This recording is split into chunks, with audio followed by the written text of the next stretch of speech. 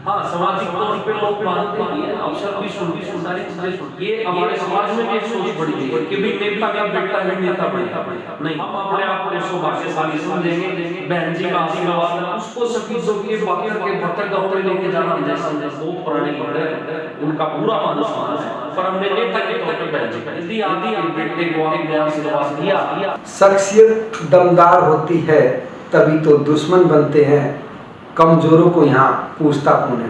नमस्कार दोस्तों, मैं करमवीर तुषार एक बार फिर हाजिर हूँ एक नई अपडेट के साथ, एक नई अपडेट लेकर। और अपडेट ये है कि जिस तरीके से 2024 का आगाज हो चुका है, विधानसभा चुनाव नज़दीक हैं और ऐसे में राजनीति की बात ना हो, राजनेताओं से बात ना हो तो ये बेईमानी होगी।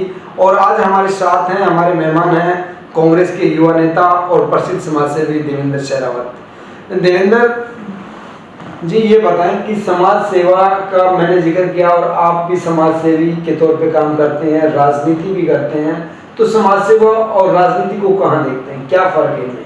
पहले तो करमवीर जी आपका नमस्कार और आपके सभी दर्शकों को मेरी तरफ से नमस्कार, अभिनंदन।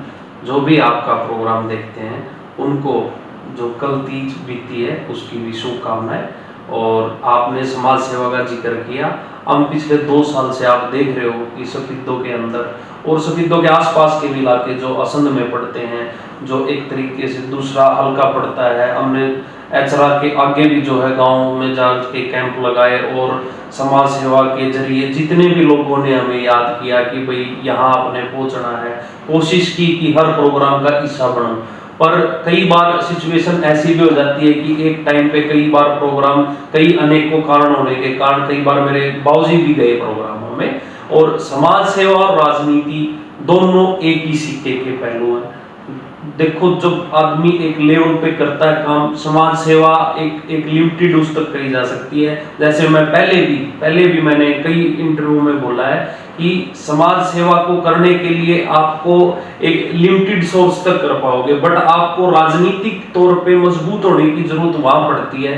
कोई ऐसा आदमी आ गया मेरे पास जिसका काम एडमिनिस्ट्रेशन से जुड़ा हुआ है, यानी उस काम को कोई एसडीएम या कोई बड़ा तहसीलदार अफसर बात करेगा तो उस चीज का वजन तभी पड़ता है जब राजनीतिक तौर पे मजबूती होगी। हाँ, सामाजिक तौर पे लोग मानते भी हैं, अफसर भी सुनते हैं, सारी चीजें सुनते हैं, बट किसी का काम इस तरीके का है कि आपको राजनीतिक तौर पे मजबूती के कारण वो पहलू नहीं मिल पाता, जिसके कारण राजनीति में आना भी पड़ता। और अच्छी बात भी है, मैं एक ही चीज समझता हूँ इसको, समाज सेवा और राजनीति दोनों एक ही चीज है, बस ये है कि काम करने का थोड़ा तरीका अलग हो जाता है लोगों का, पर हमारा एक है। यहाँ पे एक देखते हैं कि राजनीति में खासकर वो लोग आते हैं जिनका बैकग्राउंड राजनीति से जुड़ा होता है। आपका बैकग्राउंड नहीं है, उसके बाद आप समाज सेवा को राजनीति में लेके आ रहे हैं, और तो फिर क्यों जरूरत पड़ी आप राजनेता बनने की? आपने बताया कि भी ये संभावना है, पर राजनेता का जो एरिया है, जो दायरा है, उसके लिए बैकग्राउंड भी और भी, क्या समाज सेवा जो आप अभी कर रहे हैं और राजनीति के साथ कर पाएंगे? बिल्कुल, ये आपने बिल्कुल सही सवाल पूछा है। ये हमारे समाज में भी एक सोच बढ़ गई है कि भाई नेता का बेटा ही नेता बनेगा। नहीं, इस सोच को बदलना भी पड़ेगा कहीं ना कहीं। बहुत सारे युवा साथी जो आजकल आप देख भी रहे होंगे, एक तरीके से किसान के बेटे राजनीति में आ गए हैं। ये सबसे बड़ा चेंजेस राजनीति में यही होने जा रहा है इस बार के चुनाव में, 2024 के चुनाव में, कि किसानों के बेटे और एक तरीके से जो नॉर्मल कर्मचारी का, कोई मास्टर का बेटा, जैसे मैं फौजी का बेटा हूँ, फौजी का भाई हूँ, हमारे परिवार ने भी ये सोचा कि हम अस्पताल के जरिए तो लोगों की सेवा कर ही रहे थे, हमने फाउंडेशन के जरिए कोशिश की जितने ज्यादा लोगों की हेल्प कर पाए, चाहे वो ऑपरेशन की बात हो, चाहे वो किसी का इलाज कराने की बात हो, चाहे किसी को जो आर्थिक तौर पे मदद पहुंचाने की बात हो, फाउंडेशन के जरिए हमने कोशिश भी की।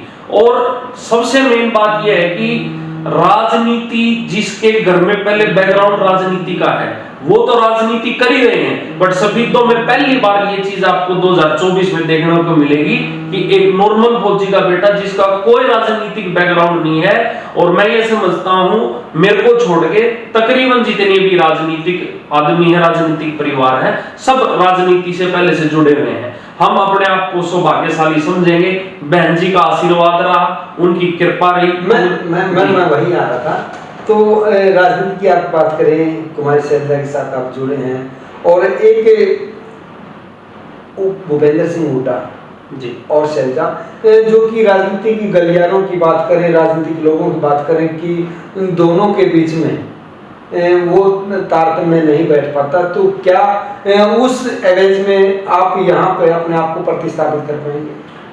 देखो, अपने अपने सोच का नजरिया होता है। देखो, जैसे हुड्डा साहब भी कांग्रेस के लिए काम करे और बेंजी भी कांग्रेस के लिए काम करे, मैं इसको पहले से कहता हूँ, ये एक टीम वर्क है। देखो, हम किसी न किसी को तो अपना नेता मानना पड़ेगा। हमने बहन कुमारी शैलजा जी को नेता माना और उन्हीं के दिशा निर्देशों पे अब तक काम किया। घर घर पहुंचे, घर घर तक जो है बहन जी का संदेश लेके गए। जिस संदेश यात्राओं को लेकर वो बड़े बड़े शहरों में जो है कस्बों में जा रही है, उसको सफीदों के 72 गांव में लेके जाना हमने संकल्प किया। और इसका एक पार्ट हमने लोकसभा चुनाव से पहले भी जो है पूरा किया, और दूसरा पार्ट जो है हम लोकसभा चुनाव के बाद अभी 15 अगस्त के बाद हम स्टार्ट कर रहे हैं। और सबसे मेन बात यह है कि देखो, बहन जी जहां कहेंगी हमें वहां काम करना है। बहन जी कहेंगी कि आपको जो है चुनाव में जाना है तो चुनाव में जाएंगे। बहन जी कहेंगी कि आपको बूथ पे काम करना है, और जो है जिस भी कैंडिडेट को कांग्रेस की टिकट मिलती है आपने उसका साथ देना, तो हम बहन जी के साथ है। और रही हुड्डा साहब की बात, देखो विपक्षी जो है नेता है वो विपक्ष के और कांग्रेस के बहुत पुराने लीडर हैं, उनका पूरा मान सम्मान है, पर हमने नेता के तौर पर बहन जी को चुना। अच्छा, यहाँ पर जो बात आपने कही, आपने बोल दिया अगर ऊपर से आदेश होते हैं तो आप उस तरीके का नजरिया करेंगे। पर ये बताएं कि लोकसभा चुनाव के बाद जो आपके फैन फॉलोइंग थी या सोशल मीडिया पे जो आपकी एक्टिविटी थी वो एकदम धराशायी हो गई, ग्राउंड पे नहीं दिखी, उसका क्या रीजन है? क्या अब उस चीज को आप दोबारा कवर कर पाएंगे? नहीं, देखो, लोकसभा चुनाव से पहले जितने भी सामाजिक राजनीतिक प्रोग्राम किए वो हम लोगों के बीच रहे। लोकसभा चुनाव के बाद एक तरीके से देखो, आदमी का काम करने का तरीका होता है करमवीर जी, बस राजनीति में साम दाम दंड हर चीज का देखो, हम अपने निजी तौर पे एक तरीके से प्राइवेट तौर पे कॉन्फिडेंशियल तौर पे जिसको बोल सकते हैं, हम अपने तरीके से अपने लोगों के बीच जा रहे थे और हर चीज का पूरा डाटा, गांव में कितनी वोट किस समाज की आती हैं, कैसे हमने काम करना है।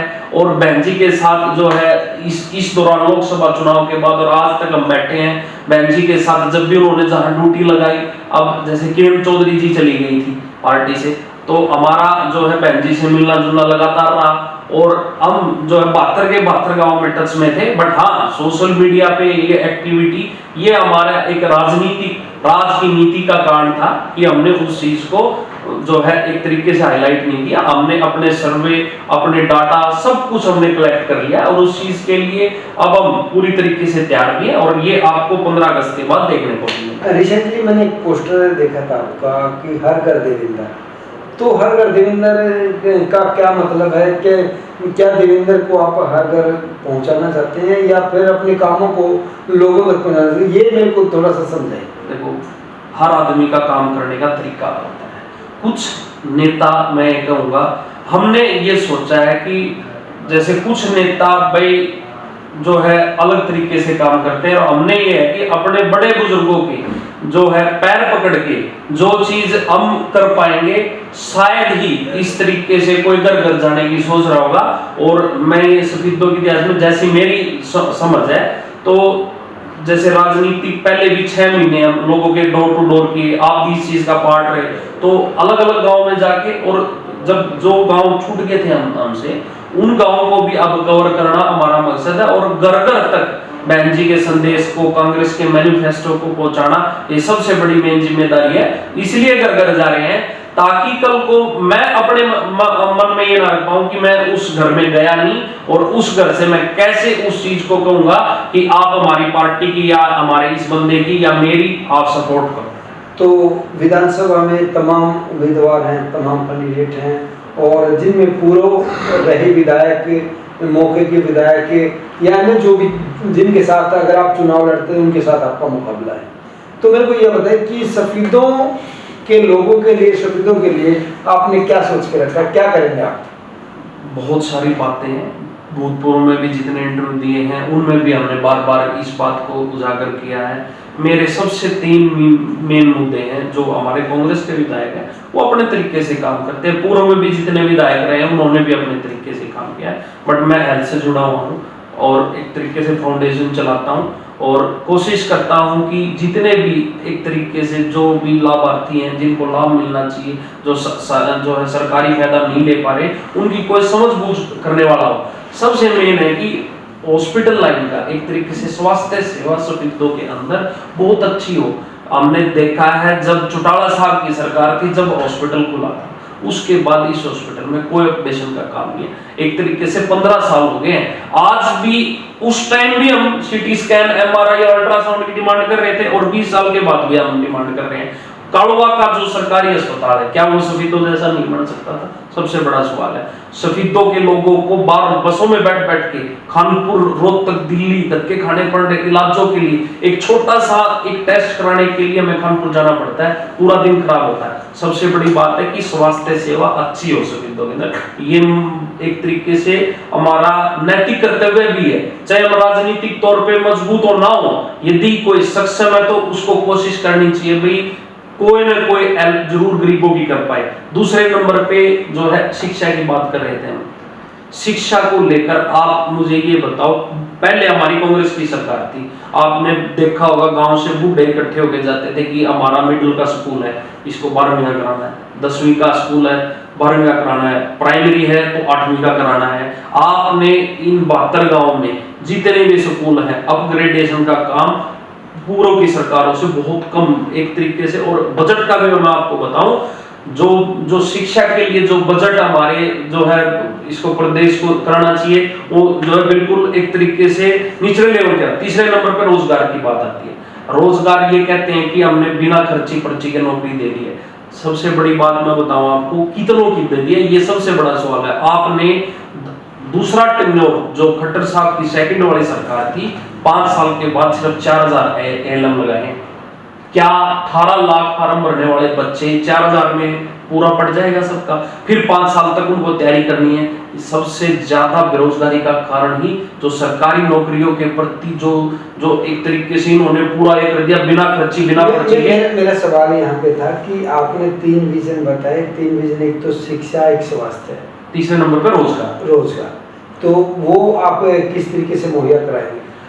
रोजगार का सबसे बड़ा कारण है कि यदि सफिद्दो का नुमाइंदा जिसको लोग चुनते हैं, सबसे बड़ी बात होती है कि सरकारी तो सबको नौकरी नहीं मिल सकती भाई, प्राइवेट कोई ऐसी ऑर्गेनाइजेशन देखो जो अच्छा काम करता है उसको अच्छा कहना चाहिए। यदि नुमाइंदा कोशिश करे, आईटीआई के जितने बच्चे हैं, डिप्लोमा के जितने बच्चे हैं, कोई कॉमर्स से है, अकाउंट से है, कंपनियां आके यहाँ से रिक्रूट करके लेके जा सकती हैं। दूसरे नंबर पे कंपनियां ही आ सकती हैं। कंपनी कैसे आएंगी? उनको मोल देना पड़ेगा, अच्छे रोड्स देने पड़ेंगे, सेफ्टी सिक्योरिटी की जिम्मेदारी विधायक को ये कहना पड़ेगा कि आप यहाँ पे बिजनेस करो, आपकी सेफ्टी सिक्योरिटी की जिम्मेदारी, गुंडागर्दी नहीं होगी यहाँ, तब बिजनेसमैन यहाँ पे फैक्ट्री लगाएगा, तब बिजनेसमैन यहाँ पे अपनी कंपनी खोलेगा और उसको एक तरीके से सीएलयू करा के देना। सबसे बड़ा बिजनेसमैन के लिए सवाल होता है कि जो एग्रीकल्चर लैंड है उसको जो है चेंज कराना, बिजनेस के लिए अप्रूव कराना, सबसे बड़ा सवाल यही होता है। बहुत सारे बिजनेसमैनों ने यहाँ कोशिश भी की होगी, बट गुंडागर्दी उसके कारण वो जो है अपने को कदम पीछे उठा लेते हैं और वो दूसरी जगह शिफ्ट कर देते हैं। ये सबसे बड़ा कारण है। रोजगार के ऑप्शन आप प्राइवेट तौर पे भी उपलब्ध करा सकते हो यदि नुमाइंदा अच्छे तरीके से काम करे। तो अभी तो आपकी पार्टी का नुमाइंदा, तो कहीं उसके ऊपर तो नहीं आपका तंत्र? नहीं, ये इसमें भी सवाल है। देखो, अब भारतीय जनता पार्टी की बात करें, सबका साथ सबका विकास कहती है, थोड़ी सी दूर जींद है, थोड़ा भूतपूर्व में पहले असंध में विधायक थे, वहां और यहाँ के कामों में आप फर्क देखिए कि मतलब जींद में आप काम कर रहे हो, बाईपास निकाल रहे हो, अलग तरीके से काम कर रहे हो और सफिद्दो के साथ सौतेला व्यवहार कर रहे हो। देखो, कार्यशैली का फर्क होता है। मैं मानता हूँ इस चीज को कि हमारा कांग्रेस का विधायक है, सबका अपना अपना काम करने का तरीका अलग है, पर एक चीज मैं मानता हूं, यदि विपक्ष का भी विधायक है और उसकी कार्यशैली में यह है कि मैं सफिद्दो के लिए समर्पित, मैं घर घर जाके क्यों लोगों से जाके एक ही बात का संकल्प कर रहा हूं, यदि आपके बेटे को आपने आशीर्वाद दिया तो आपका बेटा पूरी तौर पे पूरे जो है 60 के 60 महीने आपके लिए काम करेगा, ना कि अपने लिए। इस चुनाव में जो युवाओं का है, यूथ का, आप भी एक युवा हैं, तो उनकी क्या भागीदारी रहने वाली है? यूथ की सबसे बड़ी भागीदारी है इस बार के चुनाव में, क्योंकि बहुत सारी चीजें हम भी देखते हैं, सोशल मीडिया पे भी देखते हैं, वैसे भी आप सब जो दिखाते हैं, एक सबसे बड़ा कारण इस बार 50% जो है युवा मैदान में आए उतर के, और हमारी पार्टी ने भी एक निश्चय किया है कि कम से कम 30% युवाओं को भागीदारी मिले इस बार के चुनाव में। और राहुल गांधी जी का तो विजन ही ये है, तो और बहन जी भी अक्सर कहती है कि आने वाला समय युवाओं का है, युवाओं को आगे आना चाहिए राजनीति में। और यदि कोई सक्षम है, और देखो सबका अपना अपना तरीका अलग होता है, कोई किसी तरीके से सोचता है, कोई किसी तरीके से। अब यहाँ जैसा सवाल उठता है कि यहाँ इतने बड़े धनाढ़ सेठ जो है चुनाव लड़ गए, उनके सामने कैसे, देखो जो जिताना है और हराना है वो लोगों को है, और वो कोई क्राइटेरिया नहीं होता, वोट देने वाले का कोई क्राइटेरिया नहीं होता कि वो गरीब है या अमीर है, पैसे वाला है या बगैर पैसे वाला है, वो उनको देखना है। और मेरा अपना मानना ये है कि जब लोग मन बना लेते हैं, तो सरदूल जी जैसे भी हमारे यहाँ से विधायक बने, कलीराम जी भी यहाँ से विधायक बने, पूर्व में भी जितने भी विधायक बने आम घरों से बने। आपने पूरे वक्तव्य के दौरान 3 बार इनेलो पार्टी का जिक्र किया है, तो इनेलो के प्रति प्रेम तो नहीं क्यों बढ़ रहा है? नहीं, ऐसा नहीं है। देखो, जो मैं बारी बारी से कहता हूं कि जिसने जो अच्छा काम किया है वो अच्छा ही कहा जाएगा। जब पूर्व में जितनी भी सरकारें रही थी, अब हम जिसकी भी सरकार थी उसका अच्छा काम है तो अच्छा बताना चाहिए। तो अब आपके कहने का मतलब है कि जिस तरीके से सफेदों की जनता ने सरदुल को नुमाइंदा चुना था, विधायक बनाया था, और देवेंद्र शेरावत का भी मानना है कि ये जनता चाहेगी तो वो उसके सिर में और देवेंद्र शेरावत भी हो सकते हैं। तो आप लोगों की क्या राय है, कमेंट करके जरूर बताएं, और कैसा लगा आज का आपको ये कार्यक्रम। और एक नई अपडेट लेकर फिर होंगे आज, तब तक दीजिए इजाजत। जय हिंद, जय भारत।